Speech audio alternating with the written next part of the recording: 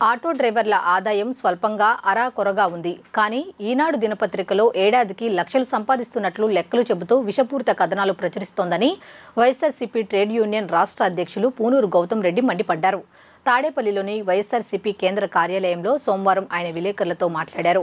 Auto డ్రైవర్లకు, tipper ఇతర డ్రైవర్లకు ప్రయోజనాలు కలిగించేలా పథకం ప్రకటించిన ఘనత సీఎం జగన్దేనని చెప్పారు. సీఎం జగన్పై పచ్చ మీడియా దుష్ప్రచారం మితిమీరుతోందన్నారు. డ్రైవర్ల వాహనాల కొనుగోలుకు తక్కువ వడ్డీకి రుణం ఇప్పిస్తానని సీఎం జగన్ హామీ ఇచ్చారన్నారు. డీజిల్పై సెస్ను తొలగిస్తానని బాబు తన మేనిఫెస్టోలో పెట్టగలడా అని నిలదీశారు. కేంద్రం తీసుకునే సెస్ను మినహాయించగలిగే దమ్ముందా అని ప్రశ్నించారు. సీఎం జగన్ ఇచ్చిన హామీలు, చెప్పిన మాట నిలబెట్టుకున్నారు. బాబుకు దమ్ముంటే ఆయన వాగ్దానాలు ఎలా నెరవేరుస్తానో బహిరంగంగా ప్రకటించాలని డిమాండ్ చేశారు. ఒక ఆటో గనక ఒక గంటకి 25 కిలోమీటర్ల నుంచి 30 కిలోమీటర్ల వరకు వెళ్ళగలుగుతాడు.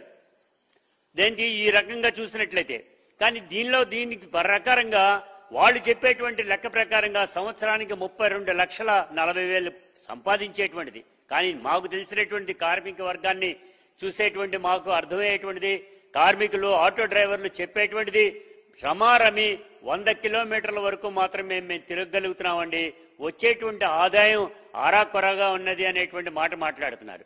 దాని వలన జగన్మోహన్ రెడ్డి గారు ఇచ్చేటువంటి 10,000 రూపాయలు, 50,000 రూపాయలు మాకు సరిపోతా ఉంది సంవత్సరానికి. చిన్న చిన్న రిపేర్ లాంటి వాటికి కూడా బాగుపడుతుంది అనేటువంటిది కూడా వాళ్ళు తెలియజేయటం అనేటువంటి జరుగుతుంది.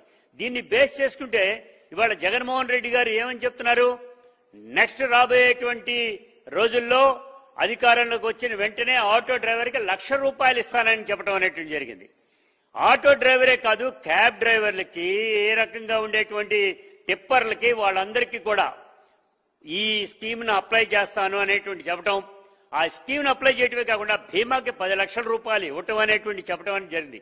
ఇదే కాదండి, దీన్ని బేస్ చేసుకుని ఆయన చెప్పేటువంటి జగన్మోహన్ రెడ్డి గారు చెప్పేటువంటి దాంట్లో ఎవరైతే ఆటోకి సంబంధించి కొనుగోలు చేసుకుందాము అనేటువంటిది అనుకుంటారో వారికి వడ్డీకి 6% మాత్రమే ఇస్తాననేటువంటి చెప్పడం, దానికి సంబంధించినటువంటి అన్నింటినీ కూడా ఆయన ఏర్పాటు చేస్తామనేటువంటి చెప్పడం అనేటువంటి జరిగింది.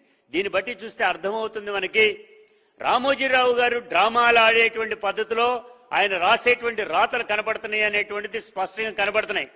దానికి తోడు రోడ్లు మరామత్తులు వ్యవహారం అనేటువంటిది మాట మాట్లాడుతూ ఉన్నారు. నేను ఒకటే చెప్తున్నా, లెక్కల ప్రకారంగా గణాంకాల ప్రకారంగా చెప్తా ఉన్నాం.